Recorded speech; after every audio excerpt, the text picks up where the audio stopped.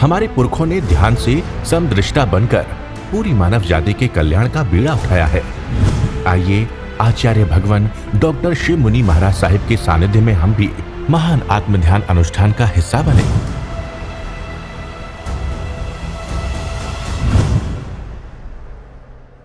गुरु हमको ऐसी कृपा दृष्टि दे। गुरु और सधर्मियों की सेवा करने से विनय की प्राप्ति होती है और विनय की प्राप्ति होने से अशातना का त्याग हो जाता है कि गुरु के प्रति अशातना नहीं करता, किसी को दुख नहीं देता, क्लेश नहीं देता, और वह जीव नरक त्रयंच मनुष्य देव गति संबंधी जो दुर्गतियों को रोक देता है यदि वो गुरु और सधर्मियों की सेवा करता है।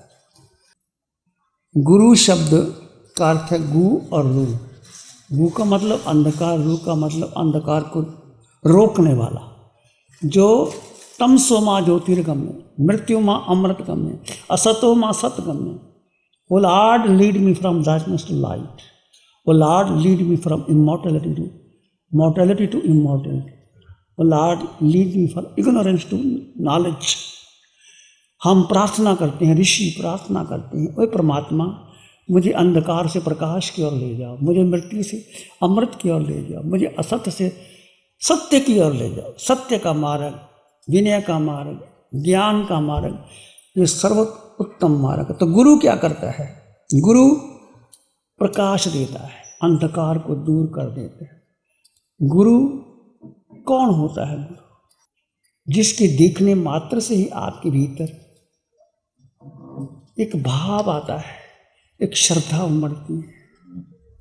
जैसे गंधर्व गौतम ने भगवान महावीर को देखते ही झुक गया। भगवान के समोशरण में कोई भी जीव जाते हैं, भगवान के समोशरण में भगवान शांत रहते हैं, कुछ नहीं कहते। देवताओं का तो बस समोशरण की रचना होती है, पर भगवान के समोशरण को देखते, भगवान की आभा को देखते ही लोग झुक जाते हैं और अपना अंधकार दूर कर देते हैं और उनके सामने आकर के किसी को संकित हो जाती है, किसी को केवल ज्ञान हो जाता है, कोई धर्म के मार्ग पर आगे बढ़ जाते हैं। तो भगवान हमारे परम गुरु हैं, श्रेष्ठ गुरु, उसके ऊपर कोई नहीं होता। तो गुरु वो दीप है, जैसे एक दिया जलता है, हजारों दिए जला जाते हैं एक दिए से, ऐसे गुरु वो दिया है जो एक दिया जलता है, हजारों हजार दियों को वो जला देता है। गुरु वो मेघ है, जैसे आजकल मेघ बरसता है, पानी आता है, नदियाँ भर जाती हैं, ज़मीन सरसब्जा हो जाती है, फल फूल फसल लगती है। यदि वर्षा ना हो, बंजर भूमि हो, तो खेती ना हो तो त्राही त्राही हो जाती है। ऐसे मेघ बरसता है, जल देता है, पृथ्वी को सरसब्ज कर देता है, उपजाऊ कर देता है, फल फूल से भर देता है। ऐसे गुरु एक मेघ के समान होते हैं। जो गुरु का संबंध क्या होता है? लौकिक गुरु कौन होते हैं? माता पिता जो व्यवहार की शिक्षा देते हैं वो लौकिक गुरु होते हैं। लोकोत्तर गुरु कौन होते हैं? जो माता, जो धर्मोपदेश देने वाले, संस्कार देने वाले, शास्त्र वांचन से, शास्त्र से, स्वाध्याय से, ध्यान से आपके जीवन को ऊपर। तो भारतीय संस्कृति में गुरु को सर्वोच्च स्थान दिया।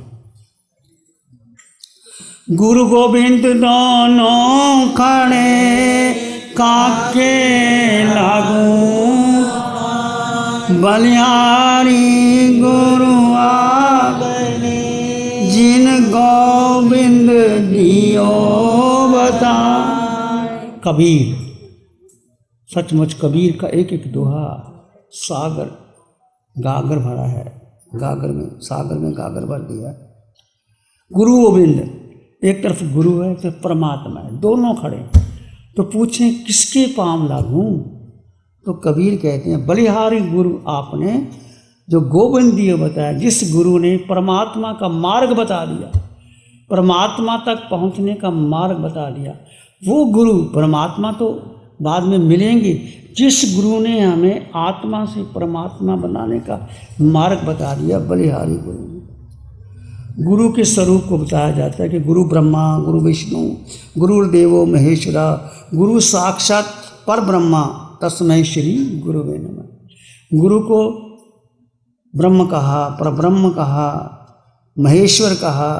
गुरु साक्षात पर ब्रह्म है, जिसको गुरु को नमन करते हैं। ध्यान मूलम पूजम गुरु मूर्ति, पूजा मूलम गुरु पदम, मंत्र मूलम गुरु वाक्यम, मोक्ष मूलम गुरु कृपा। गुरु की मूर्ति ध्यान का मूल स्वरूप है। गुरु के चरण पूजा का कारण है। गुरु की वाणी जगत के लिए कल्याणकारी है और गुरु की कृपा मोक्ष प्राप्ति का मूल साधन है। गुरु बिना गत नहीं, गुरु ही गति देन है। गुरु कौन होते हैं? एक कुगुरु होता है, एक कुल गुरु होते हैं, एक सतगुरु होते हैं। कुगुरु कैसे? पत्थर की नाव। पत्थर की नाव कैसे होती है? खूब भी डूब जाती है और वो को डुबा देती है। जो कुगुरु होते हैं वो कहते हैं बस मेरे पास आओ, मेरी बात सुनो, मेरी सभा में आओ, ये तुम निर्णय करो कौन कुगुरु है, कौन कुल गुरु है, कौन सतगुरु है। एक आपके कुल गुरु होते हैं परिवार में, जिसको आपने मान्यता दी है। वो समय समय पर यदि आपको किसी तरह से व्यवहार दृष्टि से कोई रक्षा करते हैं तो उनको भी आप व्यवहार दृष्टि से उनको भी नमन कर सकते हैं। सतगुरु लकड़ी की नाव, जैसे लकड़ी की नाव होती है, खुद तैरती है और उनको तिरा देती है। इसके बारे में एक एग्जाम्पल आता है स्वामी विवेकानंद, जिसका नाम था नरेंद्र। नरेंद्र से विवेकानंद कैसे बने? नरेंद्र बचपन में बहुत जिज्ञासु थे, परमात्मा मिले, किसी तरह से परमात्मा मिले। और नरेंद्र के पिता जो भी था वो धन समाप्त हो गया था, ज़्यादा पैसा नहीं था, बड़ी मुश्किल से गुजारा होता था। और जब माँ खाना बनाती तो माँ को पता होता कि बेटा खाना खा ले, बेटा कहती माँ खा ले। कई बार ऐसी स्थिति होती माँ खाना बनाती, माँ कहती बेटे तू खाना खा ले। तो नरेंद्र क्या कहते हैं, माँ मुझे आज मित्रों के घर गया था, मुझे बहुत खाना मिला है, मैं खाना नहीं आप खा लो। इस प्रकार की स्थितियाँ होती थी। माँ कहती बेटा खाए, बेटा कहती माँ खाए। और जब रामकृष्ण को पता चला, ये बाहर की घटना है, उसकी भी हम चर्चा करेंगे कि विवेकानंद के पास खाने का भोजन भी नहीं है।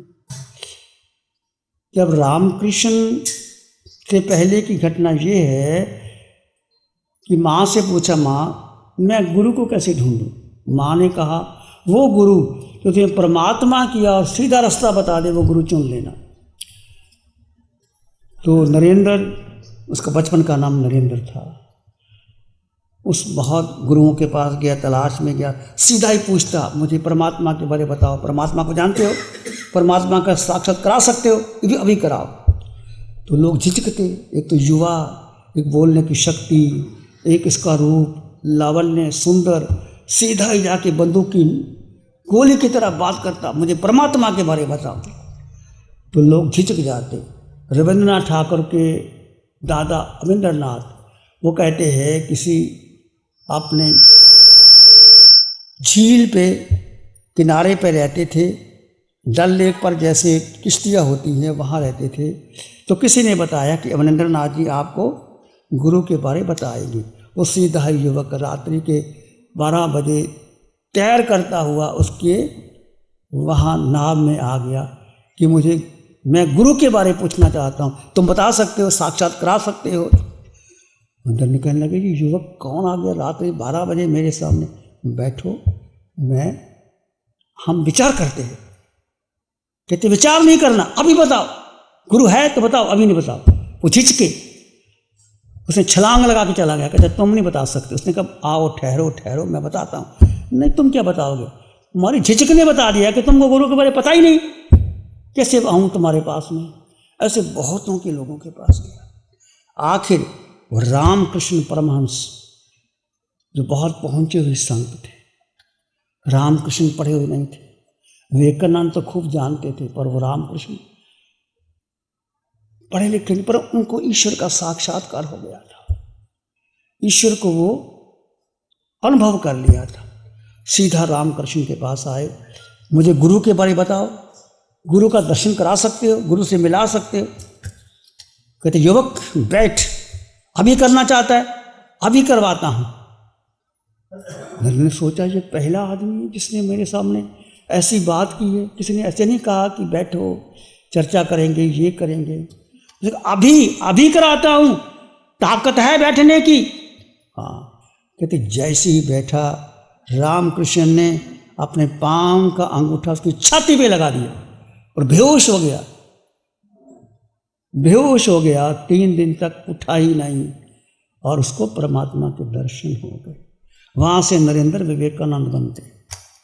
तो ये नरेंद्र, जब माँ ने कहा देख बेटे मेरा आशीर्वाद सफल होकर आएगा, विवेकानंद अमेरिका गए और अमेरिका में जाकर के बहुत कठिनाइयों का सामना करना पड़ा। पर पहली स्पीच जब उसने दी कि my dear brothers and sister, तो लोग क्या हो गए, अचंभे में पड़ गए। वहाँ लेडीज एंड जेंटलमैन की बात करते हैं। वो कहते हैं मेरे प्यारे भाई और बहनों, इतनी बात कहते ही लोग बदल गए। ऐसे विवेकानंद ने, उसको माँ का आशीर्वाद था, उसको गुरु का आशीर्वाद था। बच्चा कितना ही बड़ा हो जाए, यदि उसने माता पिता और गुरु का आशीर्वाद लिया है तो हमेशा हमेशा वो आगे ही बढ़ता है।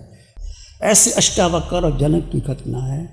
अष्टावक्र 8 अंक से टेढ़े थे और जनक को उन्होंने गुरु बना लिया था। और जैसे ही जनक पूछे, जनक ने लंबी बात ना करके संक्षेप में मैं कहता हूँ कि जब वो जनक ने शास्त्रार्थ करते थे, बहुत से पंडितों को बुला रखा था। अष्टावक्र 8 अंक से टेढ़े थे पर ज्ञान के प्रकांड पंडित थे। घर से पूछा, घर ने इनकार कर दिया। सीधा अष्टावक्र जहाँ सभा लगी थी वहाँ चले गए। सब हंसने लग गए, राजा जनक भी हंसने लग गया और सारे विद्वान भी हंसने लग गए और अष्टावक्र भी हंसने लग गया। हंसते हंसते कहने लगे, जनक ने कहा अष्टावक्र तुम क्यों हंसे? अष्टावक्र ने कहा तुम क्यों हंसे? कहने लगे ये सभा चमारों की है। समझ कर के मैं आया था, सभा है समझदारों की। समझ कर के मैं आया था, सभा है समझदारों की। मगर गलती मेरी निकली, सभा है ये चमारों की। अष्टावक्र ने कहा मैं समझ के आया था ये सभा समझदारों की है, पर मेरी गलती, ये चमार बैठे हैं, चमड़ी को देखते हैं, फिर के टेढ़ेपन को देखते हैं। राजन, घड़ा के टेढ़े होने से आकाश तो टेढ़ा नहीं हो जाता। शरीर मेरा टेढ़ा है तो क्या मैं टेढ़े, मेरा ज्ञान देखते, शास्त्रार्थ करते, मेरे शरीर को देख करके हंसने लग गए। ये चमार बैठे हैं, चमार। जब ये बात कही तो सन्नाटा छा गया। जनक भी कुछ बोल ना सका, शांत हो गया, सभा विसर्जित हो गई, वो जीत गया। अगले दिन जनक घोड़सवार पर बैठा बैठा जा रहा था। अष्टावक्र निकला तो जनक ने प्रणाम किया उसको कि मैं आपको गुरु बनाना चाहता हूँ, मैं आपको गुरु बनाना चाहता हूँ। अष्टावक्र टेढ़ा मेढ़ा शरीर, छोटा सा था। उसने कहा 3 प्रश्न पूछे। जनक ने क्या पूछा? 3 प्रश्न पूछे। कैसे होगा ज्ञान, कैसे होगा वैराग्य और कैसे होगी मुक्ति? आप ये प्रश्न पूछते हो किसी से? कथम ज्ञानम, कथम वैराग्यम, कथम मुक्तिर भविष्यति। ज्ञान कैसे होगा, जनक ने पूछा। वैराग्य कैसे होगा और मुक्ति कैसे होगा? प्रश्न थे 3 और उत्तर था 1। राजन, ज्ञान और मुक्ति वैराग्य के लिए तो जड़ और जीव का भेद करके, जड़ को अलग करके अपने जीव में स्थित हो जा। वही ज्ञान है, वही वैराग्य, से मुक्ति हो जाएगी। अष्टावक्र गीता पूरी वेद विज्ञान की साधना है। गीता कहो, अष्टावक्र गीता कहो, 3 प्रश्न जनक ने पूछा था, वैराग्य कैसे होगा, मुक्ति कैसे होगी और ज्ञान कैसे होगा। तो ज्ञान कोई शास्त्र की बात नहीं कही, राजन जड़ और जीव का भेद करके, जड़ को अलग करके जीव का जीव में स्थित हो जा, तुझे ज्ञान भी मिल जाएगा और वैराग्य भी हो जाएगा और मुक्ति भी हो जाएगी। ऐसे गुरु की घटना है। जे स्वरूप समझा बिना पाम्यो दुख अनंत, समझाम्यो ते पद नमो श्री सतगुरु भगवान। श्रीमद् रायचंद कहते हैं, जिसको स्वरूप का बोध हो गया है, एक है रूप, एक है स्वरूप, एक है व्यक्तित्व, एक है अस्तित्व। व्यक्तित्व को छोड़ करके जिसको अपने भीतर का बोध हो गया कि मैं हूँ कौन, मन जाना कहाँ है, मेरे जीवन का अस्तित्व क्या है, उसको ये स्वरूप समझा बिना हम अनंत काल से भटक रहे हैं। जो स्वरूप का बोध करा दे वो गुरु के चरण पकड़ लेना, वो आपको पार करा देगा। प्यारी गुरुवाणी है। नमो अरिहंतानंग, नमो सिद्धानंग, नमो आयरियानंग, नमो वज्रायनंग, नमो लोहि सब सावुन, धम्म मंगल मुखिठम अहिंसा संयमो तमो, देवा वित्तं नमं संति जस धम्म श्यामनो। श्री चत्तारी मंगलम, अरहंता मंगलम, सिद्धा मंगलम, साहु मंगलम, केवली पाणतो धम्मो मंगलम।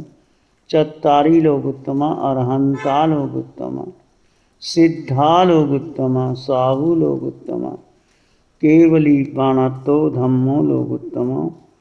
चत्तारी शरणं पवज्जामि, अरहन्ते शरणं पवज्जामि, सिद्धे शरणं पवज्जामि, साहु शरणं पवज्जामि, केवली पाणतं धम्मं शरणं पवज्जामि। 60 सालों से अधिक समय से KGOC ग्रुप अपने हाई प्रिसिशन प्रोडक्ट्स जैसे staplers, staples, staple removers, paper punch, gun tacker, tape tool, pneumatic tool, industrial staples, stitch wire, scissor और किचन में यूज होने वाले कुछ प्रोडक्ट्स जैसे नाइफ, पीलर्स इत्यादि के द्वारा दुनिया के कंज्यूमर्स और अन्य बिजनेस पार्टनर्स को अपनी प्रोडक्टिविटी, एफिशिएंसी और क्रिएटिविटी निखारने में मदद कर रहा है। KGOC ग्रुप दुनिया के जाने माने लार्जेस्ट मैन्युफैक्चरर्स में से एक है, जो कि अपने 4 ब्रांड्स कोहे, कंगारू, म्यूनिक्स और माइल्स के माध्यम से दुनिया के लगभग हर देश में उपलब्ध है। यह प्रोग्राम KGOC के सौजन्य से प्रस्तुत है। गुरु हमको ऐसी कृपा दृष्टि दे।